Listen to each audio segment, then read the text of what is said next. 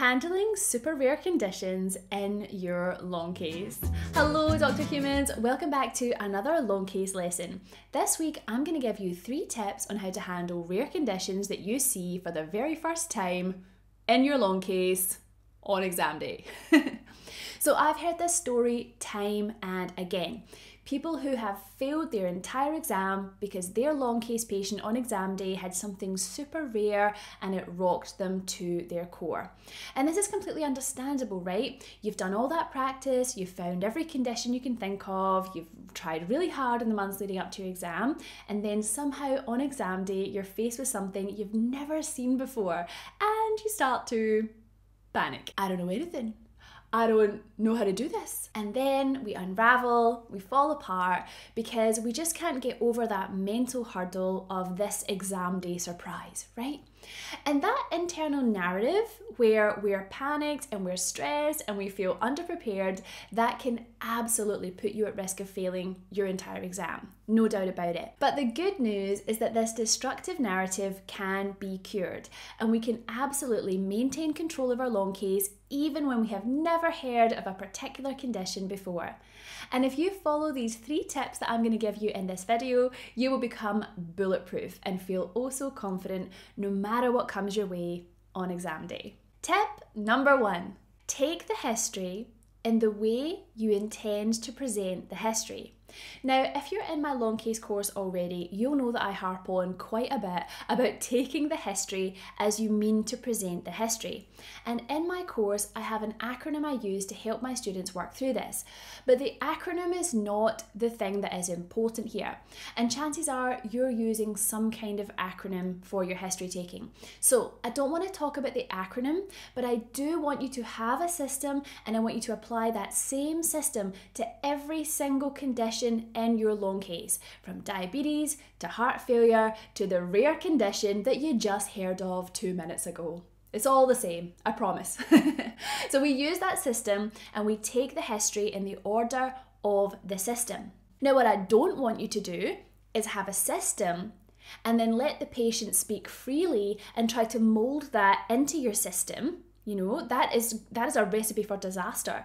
When you try to do that and you take broad paragraphs and try to narrow it down, you put yourself at risk of using the patient's words and also letting them have complete control over the time factor, right? You don't want to do that. You want to maintain control of your time and of the questions you ask.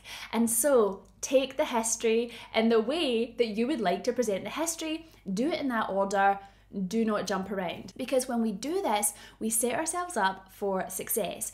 We extract what we need from the patient, we stay in control, and we naturally sound better when we present because we don't end up telling the examiners a wee story and using all the patient's words and doing all of that. We want to sound polished and professional. And if you take the history in the order of the system that you're following, using your acronym, and present back in that same order, you'll sound incredible each and every time.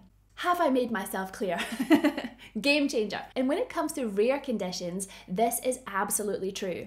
So if you just apply this formula to that condition, you will ultimately be able to get all the information you need. And typically this takes the form of asking questions like, when was their diagnosis made? How was it made? What's the cause of the condition or the risk factors for that condition, including family history where relevant. You also want to know what happened since the diagnosis. How did their disease progress? What treatments have they had? Any intolerances to any treatments that they've had? And how is this disease behaving right now? What treatments are they on right now? Pharmacological, non-pharmacological? Any side effects of those treatments? And very importantly, how does this disease affect them, their symptoms, their daily functioning, their ability to enjoy their life? And if it's a genetic condition, it's worth mapping out a little family tree or finding out which family members are affected. And if the person is of reproductive age, it's important to find out what implications there are for family planning. And then to finish off, usually we're thinking about who's following up. Where does this get followed up? When are they following up? Those are the broad things that you'll be touching on in your history. And if you always take the history in the way that you want to present the history, you'll be set up for success. You'll come across as the type of person who can handle all the things, including the small print rare thing. Now, Number 2, replace panic with curiosity. The reason that we unravel when we come across a rare condition in our exam is because we get in our own heads and we beat ourselves up, right? Instead of thinking, I have everything I need in this moment, we think, I should have studied more. Oh my goodness, I can't do this. I want to go home. And so if you see those thoughts coming up, I want you to take a big breath and tell yourself, I am a physician and I have all the tools that I need to do this long case. Understand that you have a system for taking the history, it will work for all conditions, and you're going to use it. And then when it comes to taking the history of that condition, using your system, I want you to apply curiosity. Because the chances are, if you're seeing a patient with something rare, the patient is going to be an expert in their own condition. And even if they're not, that doesn't matter because you don't need to know all about the condition. You need to know how this condition affects your patient's life and how this condition interacts with other conditions that they may have. Right? It's not about knowing how to diagnose and treat the rare condition. It's about understanding the impact of the condition in this patient's unique context. And the way that rare conditions affect your patient's life and interact with other medical conditions brings me to my next tip, which is tip number 3, translate your patient's difficulties around their rare condition into something you are familiar with. So what I mean by this is that if you have a condition that leads to a functional impairment that's threatening their independence, that's common to lots of conditions, right? Rheumatological, neurological. Chances are you're going to be quite familiar with the multidisciplinary approach in that situation where someone has a functional impairment which threatens their independence. You got this. Or if their illness is causing chronic pain, again, something you can probably speak to. Social isolation and low mood, again, something you can speak to. When faced with a rare condition, you take the history in the order you would like to present the history.